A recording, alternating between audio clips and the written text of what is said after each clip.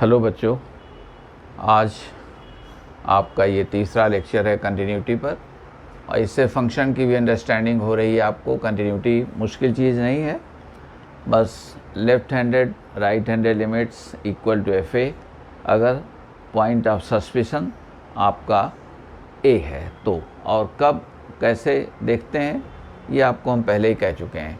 आज देखो, इसे जेई में कभी क्वेश्चन पूछा गया, मगर आज भी अच्छा सम है जो आज एडवांस कहलाता है, पहले ऐसा नाम नहीं था।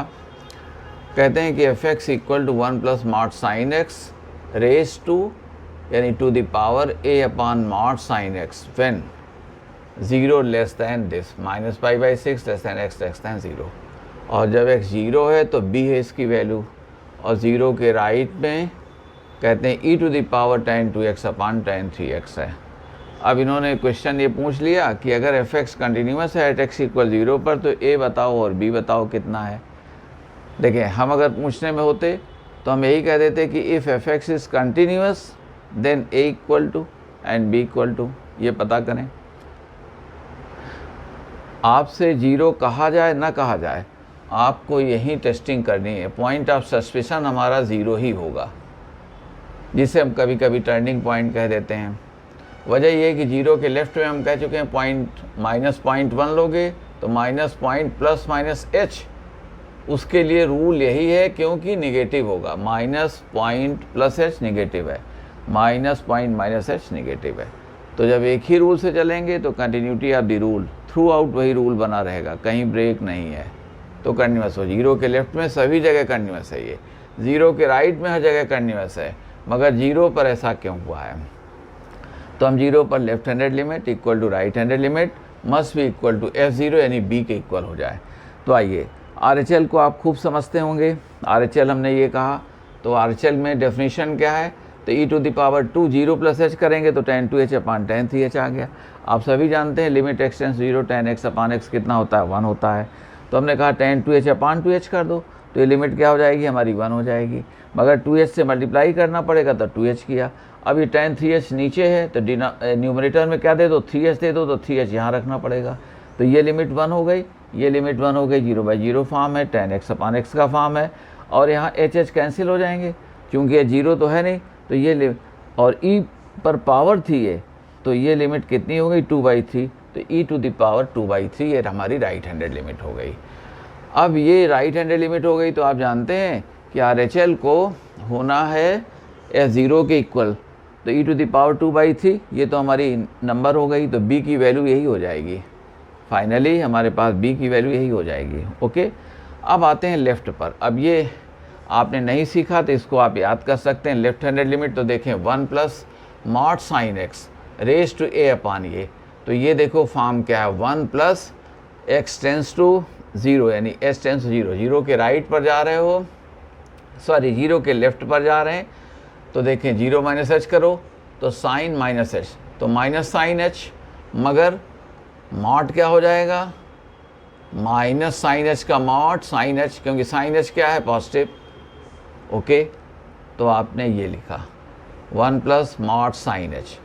ये देखें यहाँ पर माइनस h रहेगा तो बाहर आ जाएगा, तो माइनस साइन h होना चाहिए, मगर मॉड x का और मॉड माइनस एक्स दोनों क्या होते हैं? सेम होते हैं। तो ये लिख दिया गया, माइनस यहाँ लगाओगे तो मॉड, अब वो यही चीज़ यहाँ पर भी पावर में आ गया।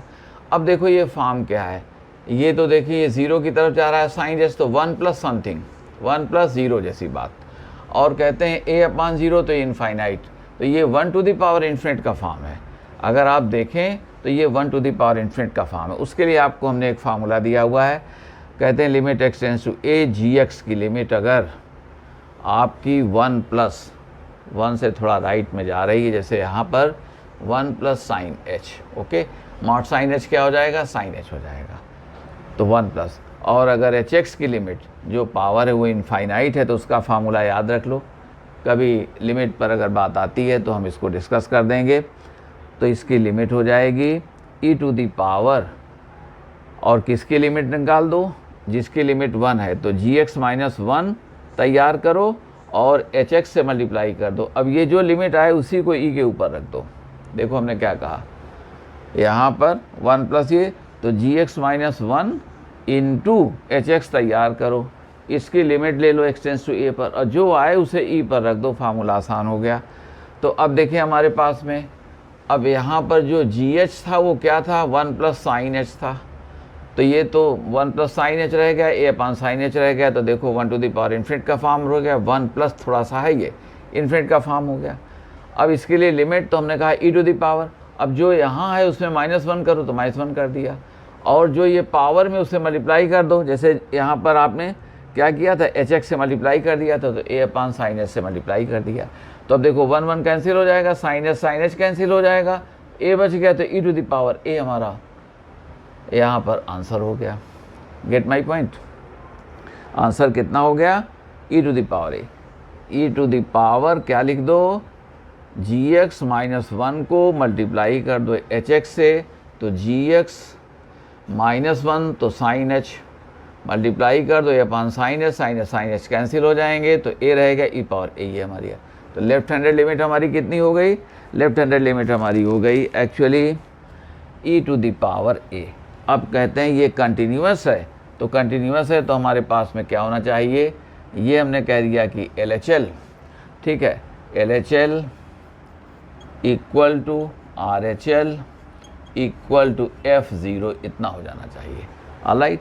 और इसको अब हम आपसे यूँ कह देते हैं कि अब LHL आपने कितना निकाला अभी e to the power a, तो ये निकाला e to the power a equal to RHL क्या निकाला था, e टू द पावर 2/3, और F0 कितना था b, F0 b था। अब इससे क्लियर हो गया कि a की वैल्यू कितनी आ गई 2/3, और b की वैल्यू कितनी आ गई e टू द पावर 2/3, ये हमारा हो गया। अब देखें दूसरा सम है, fx equal to x to p cos 1 upon x not equal 0 0 when x equal 0। देखें हम आपको इस तरह का सम कर चुके हैं, हमने कहा था x sine 1 upon x not equal 0 0 when x equal 0, तो हमने कहा था कंटिन्यूअस हो जाएगा। और क्या सिखाया था कि साइन 1 अपान x की लिमिट एग्जिस्ट नहीं करेगी, neither left handed not right handed, when x tends to 0 every time you shall be having a quantity from -1 to 1, okay. लेकिन ये लिमिट x से मल्टीप्लाई करोगे तो x टेंड्स टू 0, तो that quantity multiplied with a quantity which is nearly 0, तो product in all circumstances will be equal to 0। हमारा product हर case में क्या हो जाएगा 0, तो इसलिए ये कितना हो जाएगा, लेफ्ट हैंडेड लिमिट क्या हो जाएगी 0, राइट हैंडेड लिमिट भी क्या हो जाएगी 0। अब 1 के बजाय कोई और पावर आपको दी गई है p, तो अब देखते हैं p को कैसा होना चाहिए। तो लेफ्ट हैंडेड लिमिट निकालोगे, ये करेंगे सब -1 को, तो ये लेफ्ट हैंडेड लिमिट हो गई। राइट हैंडेड लिमिट करेंगे तो देखें राइट हैंडेड लिमिट हमारी सीधे हमने कर दिया है, 0 प्लस h करोगे तो h रह जाएगा, तो h to the power p cos 1 upon h। ये देखें हमारी नंबर 1 आ गई, और ये नंबर 1 नंबर 2 को इक्वल होना चाहिए, ओके, अकॉर्डिंग टू क्वेश्चन, क्योंकि 0 पर ये हमने कह दिया कंटिन्यूअस है। देन p बताओ, तो 0 के राइट में हर जगह कंटिन्यूअस है, 0 के लेफ्ट में हर जगह कंटिन्यूअस है, ये 0 का अरेंजमेंट अलग से क्यों है, तो ये सस्पिशन पॉइंट हमारा यही हो गया, ओके। ये अलग से इसका अरेंजमेंट क्यों है, तो 0 पर करेंगे, तो left handed limit equal to right handed limit equal to F0, चलिए ऐसे कह देते हैं, equal to F0 equal to 0। अब देखना है P को हमें पता करना है, तो P के लिए आपको कह देते हैं कि इसको अब आप ऐसे सोचिए, देखो अगर हमने सपोज़ करो कि P को रख दिया यहाँ पर 0 रख दिया, जंक्शन से देखो P को 0 रखोगे तो h to the power P क्या हो जाएगा 1, ये 1, और यहाँ भी cos 1 अपान h, तो h टेंड्स टू 0 हमने लास्ट लेक्चर में आपको कहा हुआ था। तो साइन आप जानते हैं कि जैसे limit h tends to 0 sine 1 upon h, और हम दिखा चुके हैं ये एग्जिस्ट नहीं करती, डज नॉट एग्जिस्ट, ये एग्जिस्ट नहीं करेगी, ओके। तो उसी तरह से कास की वैल्यूज़ भी -1 से 1 आएंगी। तो p इक्वल 0 करोगे तो ये cos 1 अपान h अकेला बन जाएगा, cos 1 अपान h अकेला रह जाएगा, तो उससे होगा ये लिमिट एग्जिस्ट नहीं करेगी, ओके। अब आपने अगर कह दिया p को मान लो निगेटिव तरफ गए, -2 कह दिया हमने, ओके, देखते जाएं, ऐसे ही हम काम करते रहते हैं। आइए अब ये -2 का मीनिंग क्या हो गया, 1/h², 1/h²। अब h इज़ 1/h², तो ये लिमिट कहाँ चली जाएगी, इनफाइनाइट। आप अगर कोसाइन को 1/2 लाए तो इनफाइनाइट से मल्टीप्लिकेशन का मतलब वो फिर इनफाइनाइट की तरफ चला जाएगा। Get my point. तो यहाँ भी इनफाइनाइट, तो ये p-2 के का मीनिंग क्या है कि हमारी जो लिमिट है वो लिमिट चली जाएगी इनफाइनाइट की तरफ। ओके, क्योंकि कोई आपसे कहे इनफाइनाइट लिमिट का मतलब है लिमिट एग्जिस्ट नहीं करती है, इसको कोई रोकने वाला है ही नहीं, वो तो लगातार बढ़ती हुई चली जाती है। ये तो एक सीमा है, लिमिट है, दायरा है। ओके, तो लिमिट इनफाइनाइट जा रही है, इसका मतलब लिमिट एग्जिस्ट नहीं करेगी। तो जब 0 होगा तब नहीं करेगी, निगेटिव होगा तब नहीं करेगी। और अगर हमने कह दिया अब p1 था तो हमारी कंटिन्यूस हो गया था, लिमिट एग्जिस्ट कर गई थी, लेफ्ट हैंडेड भी 0 थी, राइट हैंडेड भी 0 थी, यहाँ डिफरेंट नंबर्स आ रही थी, मगर x टेंस टू 0 था, तो मल्टीप्लिकेशन हर बार क्या आ जाता, 0 तो हो गया था। औरों को भी ऐसे कह दें, अगर p को हमने कह दिया 2 तो हमारे पास जो h² आ गया, तो h² कहाँ जाएगा, 0 की तरफ। तो दूसरे वर्ड्स में ये निकला कि p को 0 नहीं होना है, निगेटिव नहीं होना है, यानी p को क्या रहना है, पॉजिटिव रहना है। अगर आपने p को 1/2 करोगे तो √h, तो √h भी कहाँ जाएगा, 0 की तरफ जाएगा। Get my point. तो यहाँ से मीनिंग ये आ गया, देख लें ये सब काम नहीं करेंगे, ये करेक्ट हो गया। ओके, तो यहाँ से हम कहेंगे कि p हमारा जो होगा, यानी आंसर में जब आप कहेंगे तो इंटरवल के फॉर्म में दे दिया उन्होंने, तो ये जो हमारा p है, तो p belongs to p greater than 0, या इसी को कह देंगे r, p बिलोंग्स टू ये 0 टू इनफाइनाइट, ये चला जाएगा। तो यानी p को पॉजिटिव होना पड़ेगा, पॉजिटिव रहेगा तो यहाँ h रहेगा, वो 0 जाएगा लिमिट उसकी, तो प्रोडक्ट को हर बार 0 कर देगा, नीचे आएगा तो इनफाइनाइट कर देगा। अब देखें एक सम इन्होंने JEE एडवांस में 2018 में पेपर 1 में पूछा था, कॉम्प्लेक्स नंबर में हमने छोड़ दिया था और उसके 3 पार्ट्स हमने सॉल्व कर दिए थे। लेक्चर्स को आप देखेंगे। देखें इन्होंने कहा कि ft equal to argument of -1 plus IT, t belongs to the set of real numbers. तो कंटिन्यूटी ऑफ ft बताओ। तो देखें आर्गूमेंट क्या होता है, अगर थीटा है तो tan theta equal to y/x, तो थीटा को आर्गजेट लिखा गया। हमने आपको सिखाया हुआ है कि आपके लेवल में बिगनिंग के लेक्चर्स देखेंगे, वीडियोस हमारे पड़े हुए हैं कॉम्प्लेक्स नंबर्स पर ढेर सारे। तो देखें इसको क्या है, अगर ये फर्स्ट और सेकंड क्वाड्रेंट में हमारा z है या पॉइंट है, तो 0 से पाई तक इसका आर्गूमेंट आपको लेना है। और अगर ये थर्ड और फोर्थ में है तो 0 से -पाई लेफ़्ट में लेना है। ओके, तो हमने कहा है कि 0 से पाई अगर सेकंड क्वाड्रेंट में है तो फर्स्ट में निकालो, यानी पॉजिटिव y/x रख करके, x y दोनों पॉजिटिव होंगे तभी तो फर्स्ट क्वाड्रेंट में होगा, तो वो निकाल लीजिए। और पाई माइनस कर दोगे तो सेकंड में आ जाएगा। थर्ड में करना है तो पाई प्लस वही पॉजिटिव वाला कर दो, मगर थर्ड में आपको देना क्या है, थर्ड में देना है आपको निगेटिव, क्लॉकवाइज में कन्वर्ट करना है तो -2 पाई और लगा लो, तो -2 पाई लगा दोगे तो निगेटिव, तो -2 pi plus pi plus tan inverse, और ये पॉजिटिव रखना, मॉड y/x रख लो। ओके, फोर्थ में कहते हैं, तो फोर्थ में अगर कहना है तो आप पाई प्लस या 2 पाई माइनस कह दोगे, अब -2 पाई फिर करना पड़ेगा तो माइनस रह जाएगा। तो आपको सीधी सी बात कह दें, यहाँ फर्स्ट क्वाड्रेंट में जो हुआ करे पॉजिटिव में, अब फोर्थ में आपका z है तो उसी को माइनस कर दो, तो जो एंटी क्लॉकवाइज था वही क्लॉकवाइज हो जाएगा। ओके, तो आपको माइनस लगा दिया और tan इनवर्स मॉड y/x कर दो, तो चौथे क्वाड्रेंट में हो जाएगा। ओके, तो चौथे क्वाड्रेंट के लिए करना कुछ नहीं है, इसी को माइनस कर देना है।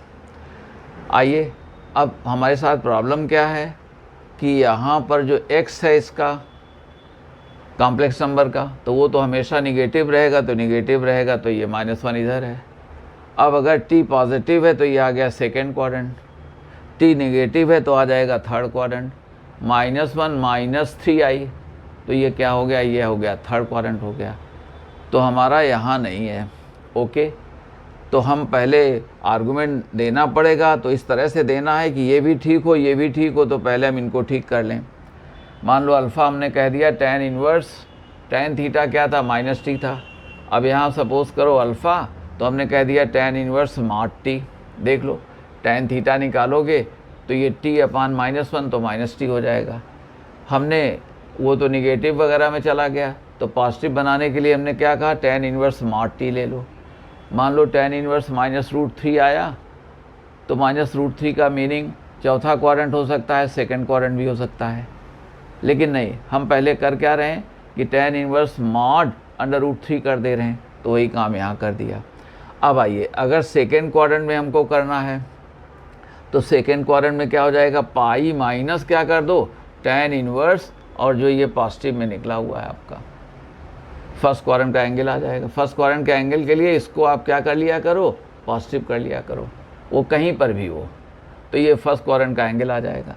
तो देखो हमने लिख दिया FT पाई माइनस tan इनवर्स t।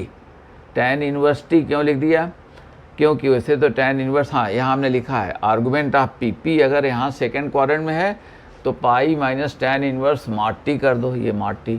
मगर ये t क्या है, पॉजिटिव है, तभी तो सेकेंड क्वाड्रेंट में है, y पॉजिटिव हो गया, तो t पॉजिटिव है तो मार्ट t क्या हो जाएगा, t तो हमने ये लिख दिया pi minus tan inverse t, t greater than or equal 0।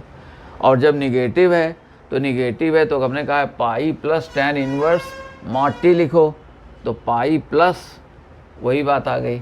मगर ये तो हो गया एंटी क्लॉकवाइज में, क्लॉकवाइज बनाना है तो -2 पाई दे दो और कर दो, तो -पाई प्लस tan इनवर्स कितना आ गया, मार्ट t आ गया। ओके, तो -पाई थर्ड में है तो -पाई plus tan inverse mod t कर दिया करो, सेकंड में है तो पाई minus tan inverse mod t कर दिया करो, फोर्थ में है तो -tan इनवर्स मार्ट t कर दिया करो, और अगर वो फर्स्ट में है तो tan इनवर्स t या tan inverse mod t, negative है तो पॉजिटिव कर सकते हैं, पॉजिटिव उसको इस तरह से बना लिया गया। ओके, अब आइए एक चीज़ हमने और कह दी है, -पाई ये लिखा, और अगर ये हमारा t क्या होगा, निगेटिव होगा, तो मार्ट t क्या हो जाएगा, -t, और tan इनवर्स -t क्या कितना होता है, minus tan inverse t। Remember tan inverse -t, mod हटाओगे, मार्ट निगेटिव है तो मार्ट हटाओगे तो क्या लग जाएगा, यहाँ देखना निगेटिव लग गया, और tan इनवर्स -t क्या होता है, माइनस tan इनवर्स t होता है, तो ये आ गया हमारा। तो FT इस तरह से आ गया, pi minus tan inverse t when t greater than or equal 0, minus pi minus tan inverse t less than 0। हम मार्ट भी रखे रहते तो हमें कोई परेशानी नहीं थी, हमारी लिमिट्स में कोई परेशानी नहीं थी। अब 0 पर टेस्टिंग होगी, पॉइंट ऑफ सस्पिशन कौन सा है, 0, तो 0 पर राइट हैंडेड लिमिट देखो, तो tan इनवर्स से यहाँ क्या कर दोगे, 0 प्लस h, तो h टेंस टू 0, तो tan इनवर्स 0 कितना होता है, 0, तो राइट हैंडेड लिमिट क्या आ गई, पाई आ गई। लेफ्ट हैंडेड करो तो 0 माइनस h करोगे, h टेंस टू 0 तो tan इनवर्स 0 फिर से आ जाएगा, तो लेफ्ट हैंडेड लिमिट क्या आ गई, -पाई आ गई। मगर F0 कितना है, तो लेफ्ट हैंडेड राइट हैंडेड दोनों सेपरेट हो गई, डिफरेंट हो गई, तो ये कंटिन्यूस नहीं आ सका, x इक्वल 0 पर कंटिन्यूस नहीं आ सका। कोई आपसे F0 पूछता तो 0 यहाँ लगा दो, tan इनवर्स 0 कितना होता है, 0, तो पाई ही रह जाता, तो ये पाई, तो ये कंटिन्यूटी हमारी 0 पर नहीं आ सकी है। सपोज करो आप मार्ट लगाते तो यहाँ 0 प्लस h करते तो मार्ट h क्या हो जाता है, h हो जाता है, h टेंस टू 0 तो tan इनवर्स 0 क्या हो जाता है, 0, तो पाई ही आ जाता। यहाँ सपोज करो आप प्लस लगाए रहते, इस तरह से लिखे रहते, अब 0 माइनस h करते, जब आप 0 माइनस h करते तो मॉड माइनस h कितना होता है, मॉड h क्या होता है, h, अब h टेंस 0 पर फिर से लिमिट क्या आ जाती है, 0, तो -पाई हमारा बना रहता। आपको तमाम सारे रास्ते हमने बता दिया। तो ये एक्चुअली क्या है, ये हमारा 0 पर कंटिन्यूस नहीं है और सभी जगहों पर कंटिन्यूस है। ओके, ग्राफ अगर बनाना है तो देखें, आप जानते हैं कि आप 0 के राइट में चलोगे तो ये तो फर्स्ट क्वाड्रेंट में एंगल देगा, और इनफाइनाइट की तरफ t जाएगा तो π/2 आ जाएगा ये एंगल, तो पाई माइनस π/2, तो पाई से डाउन होते हुए कहाँ जाओगे आप, जब ये हमारा t जा रहा है इनफाइनाइट की तरफ, t जा रहा है, देख लो t इनफाइनाइट जा रहा है, तो ये पाई से डाउन होता हुआ कहाँ जाएगा, π/2, क्योंकि ये π/2, पाई माइनस π/2 ये हो गया।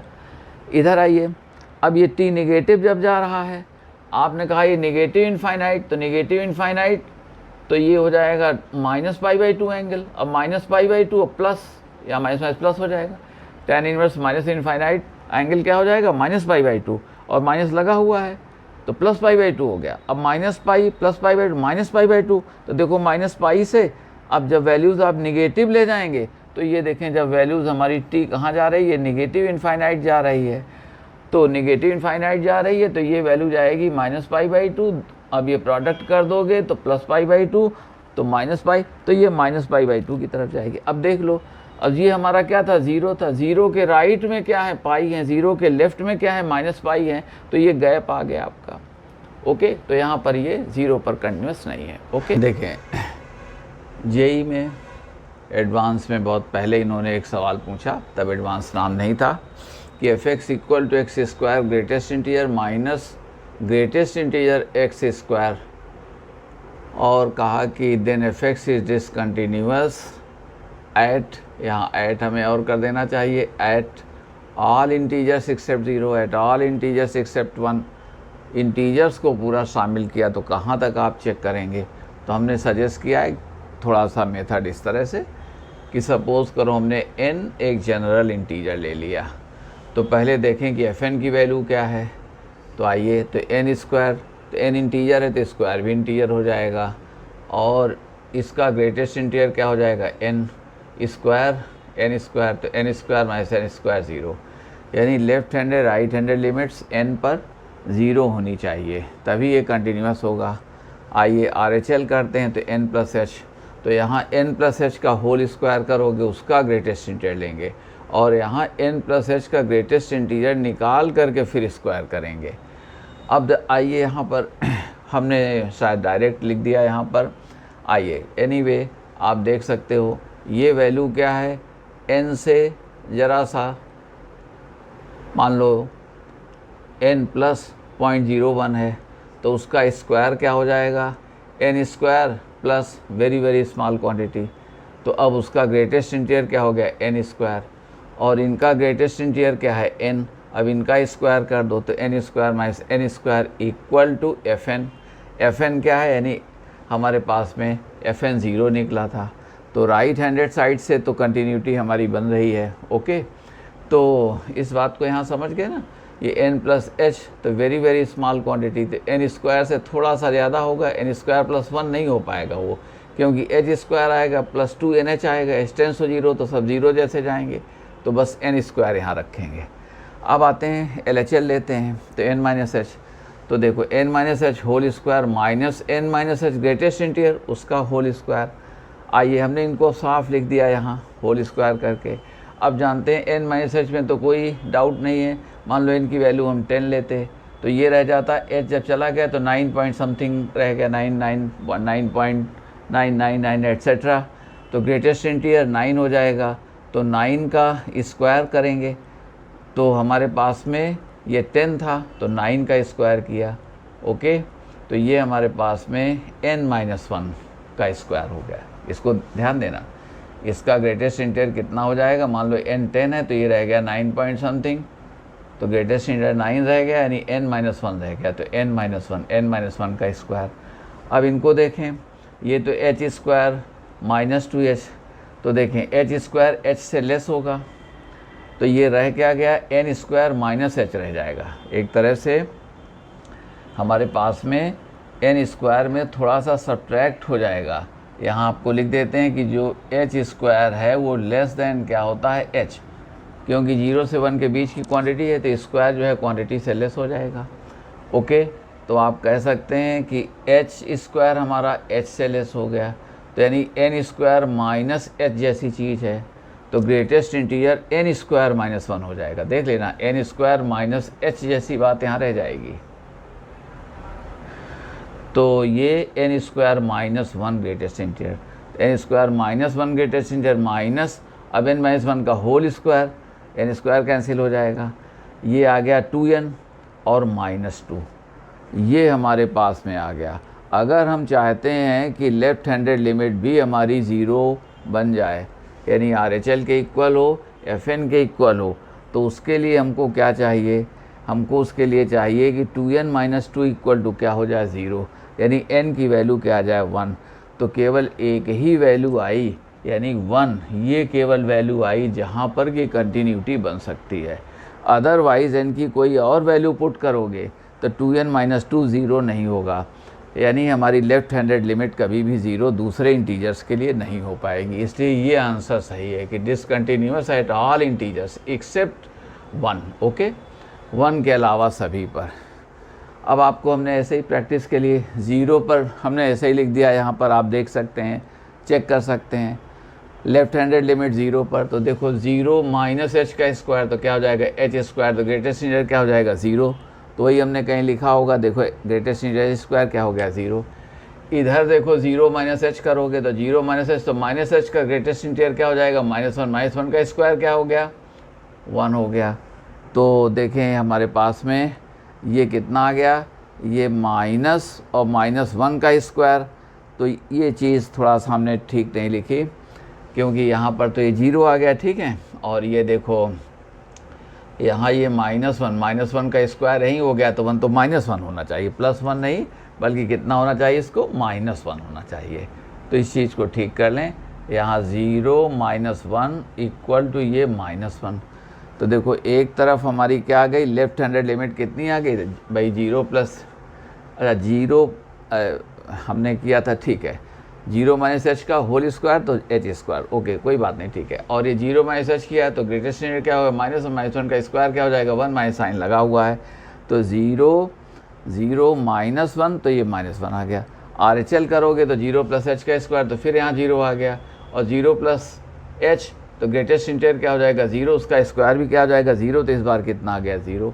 तो F0 क्या है 0 0, तो F0 तो 0 है, तो RHL तो मीट हर जगह ठीक है, मगर LHL आपको नहीं ठीक जा रही है। इसलिए हमारा ये जो फंक्शन है वो 1 के अलावा इंटीग्रल वैल्यूज़ पर, यानी इंटीजर्स के लिए कहा गया है कि इंटीजर्स को एट ऑल इंटीजर्स एक्सेप्ट 1, कि सभी इंटीजर्स पर ये डिसकंटिन्यूअस है 1 के अलावा। ओके, अब देखें जैसे ये एग्जांपल है, ये भी कभी जेई में मांगा गया, ठीक है, और आज भी ये रिलेवेंट है, ठीक है। जेई से मीनिंग हमारा एडवांस से मांगा इन्होंने, ठीक है। और नेक्स्ट वीडियो में हम PYQs कुछ कर देंगे जो डिफ़िकल्ट माने जाते हैं, मेंस के भी और एडवांस के भी, ऐसे 4-5 सम्स और कर देंगे। आइए कहते हैं ये greatest integer x, okay, sine x upon greatest integer x+1 question इनका था, तब रिटर्न भी रहता था the set of points in the domain of f where it is discontinuous. कहते हैं कि आप इस फंक्शन के डोमेन में वो पॉइंट्स बताओ जहाँ पर कंटिन्यूअस ये फंक्शन नहीं है, वो सेट बताना है हमको। तो अब पहले देखें कि इसका डोमेन क्या है। अब ये उसी तरह से है जैसे कॉलेज का प्रिंसिपल है और तमाम सारे बच्चे बैठे हुए, मिक्स गैदरिंग है। अब उन्होंने पूछा कि इसमें कितने बच्चे ऐसे हैं जो मैथमेटिक्स डिसिप्लिन से हैं।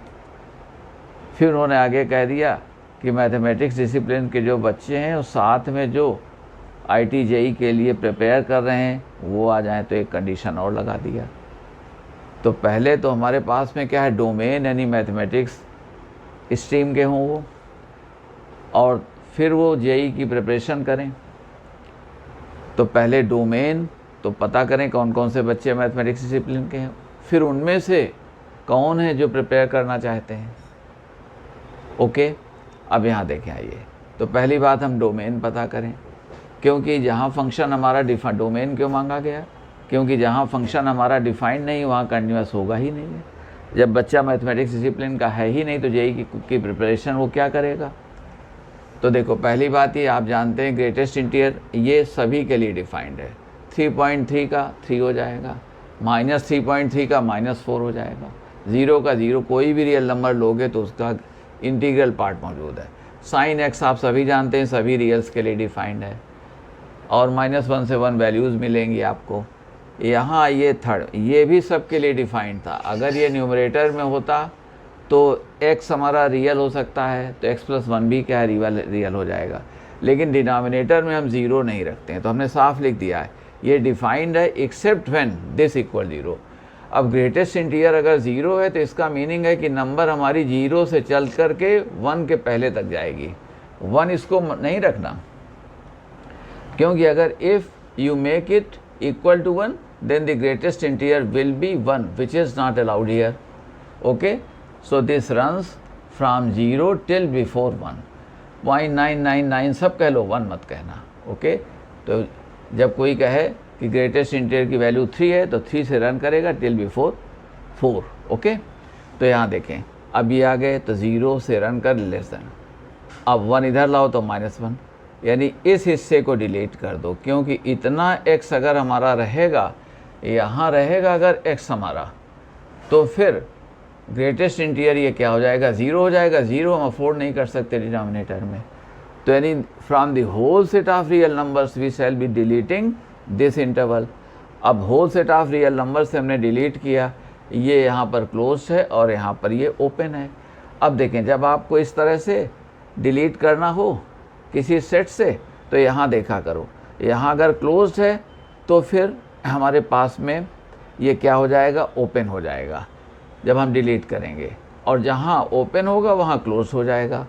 तो पहली बात तो हमारे पास में ये है कि हम माइनस इन्फिनिट इधर लेफ़्ट से आ रहे हैं, और -1 को हमें हटाना है, तो -1 पर हमने ओपन कर दिया।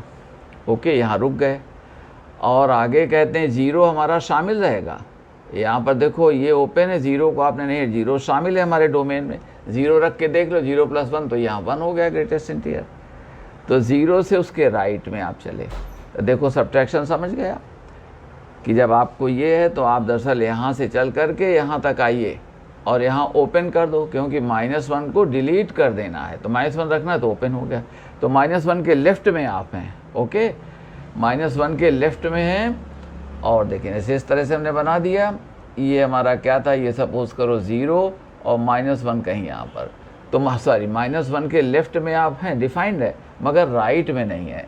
यहाँ से चल करके आप इस तरह से, और दरअसल 0 को हम नहीं लेंगे। ओके, 0 को नहीं लेंगे, तो हाँ 0 हमारा शामिल है, यहाँ 0 को नहीं हटाएंगे क्योंकि 0 शामिल है, 0 यहाँ रख लिया। ओके, तो ये बात समझ गए कैसे सब्ट्रैक्ट करना है कहीं पर भी, तो आप ये करेंगे कि उसको निगेटिव से आइए, तो -1, तो -1 पर ओपन कर लो। यूनियन, अब आगे 0 से हमको लेना है, तो ये हो गए, तो जहाँ ओपन है वहाँ क्लोज़ कर लो, जहाँ क्लोज़ है वहाँ ओपन कर दो। तो ये हमारा क्या बन गया, ये एक्चुअली डोमेन बन गया। -1 के लेफ़्ट में चल रहा है और 0 से लेकर के इधर राइट में चल रहा है, ये डोमेन हो गया। अब कहते हैं कि इनके डोमेन में कहाँ कहाँ ये डिसकंटिन्यूअस है। डिफ़ाइन तो है, हमने कहा था डिफ़ाइंड होना नेसेसरी कंडीशन है, तो नेसेसरी कंडीशन तो आ गई, मगर सफिशिएंट कहाँ कहाँ नहीं है। तो हमने एनएस टाइम हम लोग कर चुके हैं कि दरअसल ग्रेटेस्ट इंटीजर हमारा कहाँ पर नहीं है। जब whole set of real numbers पर डिफाइन है, तो हर एक इंटीजर के लेफ़्ट और राइट में इसकी वैल्यू चेंज होती रहेगी, तो left handed limit right handed limit change होती रहेगी। तो हमने कहा कि दरअसल आइए पहले यहाँ देख लेते हैं, तो हमारे पास में इस तरफ आ जाइए, तो 0 को क्यों हमने अभी सस्पिशन का पॉइंट समझा हुआ है, क्योंकि 0 के लेफ़्ट में डेफिनेशन नहीं है, केवल राइट में है, तो हमको यहाँ राइट हैंडेड लिमिट केवल देखना पड़ेगा। तो 0 के राइट में कौन आ गया इंटीजर, 1 के लेफ़्ट और राइट में, तो लेफ़्ट में 1 - h, तो लिमिट क्या हो जाएगी, 0 हो जाएगी, और 1 + h तो 1 हो जाएगी, बेकार हो गया। ऐसे ही यहाँ पर भी आपने कहा 1 + h, तो लिमिट क्या हो गई 2, अब 1 - h कहोगे तो लिमिट क्या हो जाएगी 1, तो चेंज हो रहा है। तो आप देख रहे हैं कि हमारे पास में हाँ ये तो 1 2 3 4 सब ये चले गए। लेफ़्ट में आइए, अब लेफ़्ट में -1 नहीं है, क्योंकि -1 में डोमेन ही हमारा नहीं है, -1 पर डिफाइंड ही नहीं है। तो जो लड़का मैथमेटिक्स डिसिप्लिन का नहीं है, उसको हमें जांच नहीं करनी है कि जेईई की तैयारी कर रहा है कि नहीं कर रहा है। तो अब -1 को हमें कंसीडर नहीं करना है, क्योंकि डोमेन में नहीं है ये। अब आइए, तो जब डोमेन में नहीं है, डिफाइंड ही वहाँ नहीं है, तो अपने आप वो डिसकंटिन्यूअस हो गया। अब इसके लेफ़्ट में आइए, तो -2 -3 वो सब हमने लिख दिया है, -2 -3 पेयर बना के लिख दिया। राइट में यहाँ 1 से +2 +3 +4, और लेफ़्ट से -2 वगैरह चलेंगे। तो इन जगहों पर क्या हो गया, डिसकंटिन्यूअस हो गया, मगर 1 का केस अभी बचा हुआ है। अब आइए F0 लगाइए, तो F0 क्या हो गया 0। राइट हैंडेड लिमिट देखनी है, तो यहाँ 0 + h करो, तो 0 + h करोगे तो h का ग्रेटेस्ट इंटीजर क्या हो जाएगा 0, यहीं से ख़त्म हो गया केस। साइन h भी हमने लिख दिया है, फिर भी आपको 0 + h + 1, तो h + 1, तो ये लिमिट क्या हो गई, ये 1 हो गई, ये सब 0 आ गया, तो 0 आ गया F0। तो कंटिन्यूटी हमारी 0 पर मान ली जाएगी, क्योंकि यहाँ पर केवल हमको राइट हैंडेड लिमिट हमको देखनी है। तो राइट हैंडेड लिमिट हमारी कितनी है, राइट हैंडेड लिमिट 0 है, और F0 क्या है 0 है, तो ये 0 पर कंटिन्यूअस है। अब ये डिसकंटिन्यूस कहाँ हुआ, 1 + -2 + -3 एट्सेट्रा, तो वो सेट आपने लिख दिया है। और आप जानते हैं ये सब इंटीजर्स हैं, तो चाहें तो इंटीजर्स के सेट से सब्ट्रैक्ट कर दो किसको, 0 और -1 को। ओके, तो ये हमारा सेट हो गया जहाँ पर ये फंक्शन अपने डोमेन में डिसकंटिन्यूस है। देखें काइंड्स ऑफ डिसकंटिन्यूटीज़, तो दो तरह की डिसकंटिन्यूज होती हैं डिसकंटिन्यूटीज़ हैं, एक तो फर्स्ट काइंड और एक सेकेंड काइंड। तो फर्स्ट काइंड में दो हैं, removable, non removable. First kind की डिसकंटिन्यूटी में लिमिट्स लेफ़्ट और राइट हमारी एग्जिस्ट करेंगी, मगर कोई और वजह होगी जिसकी वजह से डिसकंटिन्यूटी आ जाएगी। लेकिन सेकेंड काइंड की डिसकंटिन्यूटी में लिमिट हमारी एग्जिस्ट नहीं करती, either left or right or both, कोई ना कोई लिमिट एग्जिस्ट नहीं करती है। ओके, मगर फर्स्ट काइंड में दोनों केसेस में लिमिट्स लेफ़्ट और राइट एग्जिस्ट करती हैं। लेट अस सी अब हमने कहा कि फर्स्ट काइंड में पहली तो क्या है, रिमूवेबल, इसको हम रिमूव कर सकते हैं डिसकंटिन्यूटी को। हमने लिख दिया है कि f(x) is said to have the discontinuity of first kind removable at x = a, इसको रिमूव कर सकते हैं, ये इस तरह की डिसकंटिन्यूटी है। वाई एग्जाम्पल से आपको दिखा देते हैं। इफ़ हमने कहा कि ये left handed limit equal to right handed limit, ये दोनों लिमिट्स तो सेम है मगर fa के इक्वल नहीं है, बस left handed limit equal to right handed limit not equal to fa। अगर ऐसा है तो ये फर्स्ट काइंड की डिसकंटिन्यूटी है जो रिमूवेबल है। जैसे ये एग्जांपल हमने लिखा x नॉट इक्वल टू 2, तो ये x इक्वल 2 पर ये है। अब हम देख रहे हैं कि 2 पर क्या हो रहा है, तो लिमिट 2 पर आप चाहे लेफ़्ट राइट दोनों तरफ से लेफ़्ट से करोगे तो 2 - h होल क्यूब -8/2 - h - 2 इस तरह से कर लोगे, और 2 + h होल क्यूब -8/2 + h - 2 से कर सकते हैं, या लोपिता रूल लगा सकते हो। तो क्या हो गया, 3x² हो गया। अब x की वैल्यू को 2 पुट करोगे, ओके, और जब 2 पुट करेंगे तो कितना हो जाएगा, 12, ये लिमिट हमारी 12 आ गई। चाहे फैक्टर्स के मेथड से कर लें, और इसको आप पहले भी कर चुके हैं।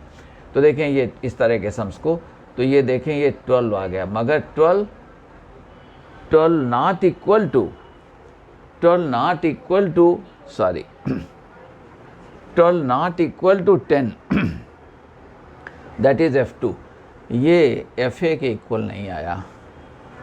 तो हमने कहा कि यहाँ पर डिसकंटिन्यूटी फर्स्ट काइंड की रिमूवेबल है, क्योंकि left handed right handed limits equal हैं। अनफॉर्चुनेटली वो fa के इक्वल नहीं है, ओके, f2 के इक्वल नहीं है। और हमने कह दिया है कि अगर f2 को हम 10 के बजाय इंस्टेड ऑफ हैविंग 10 अगर 12 कर दें तो ये डिसकंटिन्यूटी रिमूव हो जाएगी। ये discontinuity will disappear, hence the name removable, इसीलिए इसका नाम क्या है, रिमूवेबल है। ओके, तो लेफ़्ट राइट दोनों अगर हैं मगर fa के इक्वल नहीं है।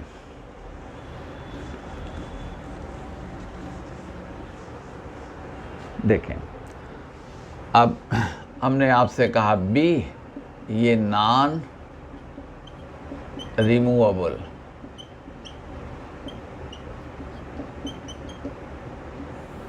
तो इसमें क्या होगा, इसमें ये होगा कि LHL है ना, यानी limit s tends to 0 f a minus h not equal to limit s tends to 0 f a plus h, यानी दोनों लिमिट्स एग्जिस्ट कर रही हैं मगर आपस में क्लैश कर गई, इक्वल नहीं है।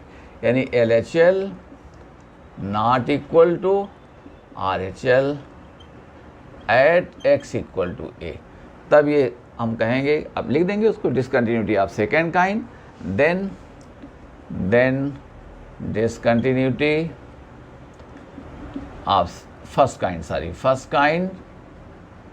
काइंड और इसे नॉन रिमूवेबल, इसको अब आप रिमूव नहीं कर पाएंगे। और देखो हमने बिगनिंग में ये एक एग्जांपल आपको ऐसा दे दिया था, देखो fx हमने कहा था, fx कुछ इस तरह का दिया हुआ था, if I remember it correctly x less then 1, और हमने यही कह दिया 2x + 1 x greater than or equal to 1। अब यहाँ देखो LHL, तो हमने कहा है कि जब आपको वन लाइनर दिए जाएं, डिनोमिनेटर में कुछ नहीं है तो सिंपली 1 को इधर पुट कर दो, तो LHL कितना हो जाएगा हमारा, LHL हो जाएगा 1।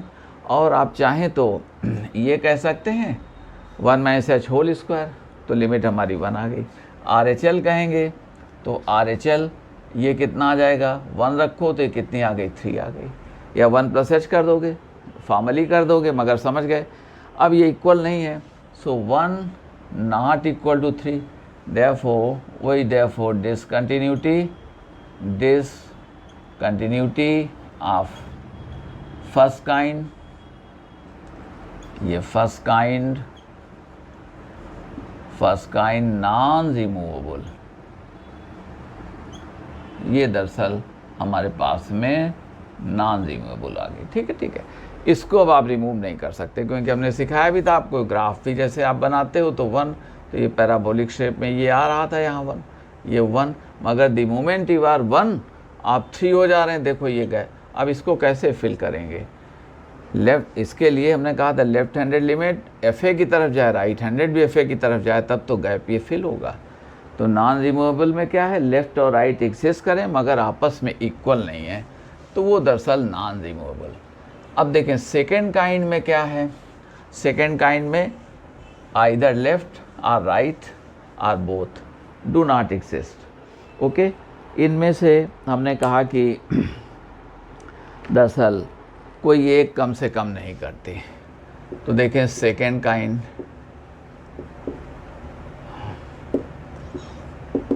तो हमने कह दिया कि fx is said to have the discontinuity of second kind if LHL or RHL are both do not exist at x equal to a। तो हम कह देंगे कि वहाँ पर जो है सेकेंड, अगर दो में से कोई एक भी नहीं करती है, एक नहीं कर रही है, तो हम कह देंगे कि ये हमारी सेकेंड काइंड की डिस्क, और लिमिट्स एक्सिस्ट करें अगर लेफ़्ट और राइट, तो फर्स्ट काइंड की होगी किसी और वजह से, दोनों equal not equal to FA तो रिमूवेबल, और LHL not equal to RHL then non removable. अब देखें एग्जांपल्स, और आपको हम कहते भी रहे हैं, हमने कहा कि fx इक्वल टू, सपोज करो हमने कह दिया कि cos 1/x, तो हमने आपको सिखाया हुआ है, आप ज़ीरो के लेफ़्ट से जाओ, सॉरी हाँ, जीरो की तरफ जाएं, तो देखो LHL RHL do not exist at x equal 0। हमने सिखाया था जीरो के राइट से आओगे तो 1/2 वगैरह वगैरह, और उधर जीरो के लेफ़्ट से जाओगे -0.9 -0.8 0.1 वगैरह वगैरह। तो हमने कहा हुआ था कि cos 1/x की वैल्यूज़ -1 से 1 के बीच में फ्लक्चुएट करेंगे, कहीं भी कभी भी एक यूनिक नंबर की तरफ नहीं जाएगी, यानी लिमिट उसकी नहीं है कि ऐसा कह दें कि इसके आगे नहीं, वो कभी जा रही फिर आगे हो गई फिर पीछे हो गई, तो ये हमने कहा यहाँ पर नहीं। ओके, ज़ीरो पर ये सेकंड काइंड की डिसकंटिन्यूटी है, यहाँ देख लें। और देखें, आपसे हमने कह दिया कि fx 1/x, अब यहाँ से समझ लो, अब ये 1/0 के केस में क्या, अब ये वैल्यू देखें क्या जाएगा, ये जाए, अगर हमारे पास में x 0 के राइट से आ रहा है, 0 के राइट से, तो ये देखें लिमिट क्या चली जाती है, इनफाइनाइट। इनफाइनाइट का मतलब कोई लिमिट नहीं है, 100 1000 टू द पावर 1000 मिलता हुआ चला जाएगा, तो कुछ बांधने वाला है ही नहीं। तो जब लोग इनफाइनाइट हो, लोग कह देते हैं लिमिट इनफाइनाइट है, इस तरह से कि जैसे वो फाइनाइट है, ऐसे नहीं, limit infinite means does not exist. Okay, और यही देखो जब लेफ़्ट से आओगे तो ये कहाँ जाएगी, negative infinite. Gate my point? ठीक है, आपने कहा तो नेगेटिव 0 के लेफ़्ट से आ जाओगे, देखें ये हमारे पास सब रखा है, ये 0 इधर से आने पर 1/10, इसको 1/10 तो 10 हो गया, 1/100 तो 100 हो गया, 1/1000 तो 1000 हो गया, देख लो बढ़ता जा रहा है। इधर से आओगे तो -1/10 तो -10, -1/100 तो -100। तो इधर से देखें जीरो, जब ऐसे जा रहे हैं तो वैल्यू तो ये लाओगे इस तरह से तो 1/x जाएगा कहाँ, ये जा रहा है ऐसे, और 1/x कहाँ जाएगा, ये यूँ जाएगा। जब x को आप ला रहे हो ऐसे और ऐसे ला रहे हो तो ये यूँ जा रहा है, और जब यूँ ला रहे हो तो यूँ जा रहा है। तो लिमिट नहीं है, दोनों ही लिमिट्स हैं, लेफ़्ट भी नहीं है राइट भी नहीं। इनफाइनाइट आ जाने से लिमिट हमारी नहीं है। एक एग्जांपल में देखें और कह देते हैं, बच्चे कंफ्यूज करते रहते हैं, जैसे 1/x² के लिमिट को लेकर के है। तो देखो f(x) = 1/x²। तो 1/x की जो डिसकंटिन्यूटी थी वो सेकंड काइंड थी x = 0 पर। Okay, 1/x²। अब देखें कभी कभी बच्चे कह देते हैं कि इसकी लिमिट 0 के राइट से आई है तो इनफाइनाइट, और लेफ़्ट से आई है तो इनफाइनाइट, इसलिए लिमिट इनफाइनाइट हो गई। वो इस तरीके से बोल देते हैं जैसे कि left limit = right handed limit हो गई, इनफाइनाइट = इनफाइनाइट। ये चीज़ नहीं, ऐसा नहीं है यहाँ पर। इनफाइनाइट वो 20 = 20 में ये बात चलती है, इसमें नहीं चलेगी ये बात। तो दोनों तरफ लिमिट नहीं है। देखें जब हमने कहा कि x टेंस टू 0 प्लस, तो ये देखो 1/x² कहाँ जा रहा है, इनफाइनाइट जा रहा है। और देखें जब हमने कहा कि x टेंस टू 0 माइनस, तो इस बार पॉजिटिव है ये, तो -h² हो जाएगा। s टेंस टू 0, तब ये भी कहाँ जा रहा है, ये। तो दोनों लिमिट्स एग्जिस्ट नहीं करती। LHL and RHL okay do not exist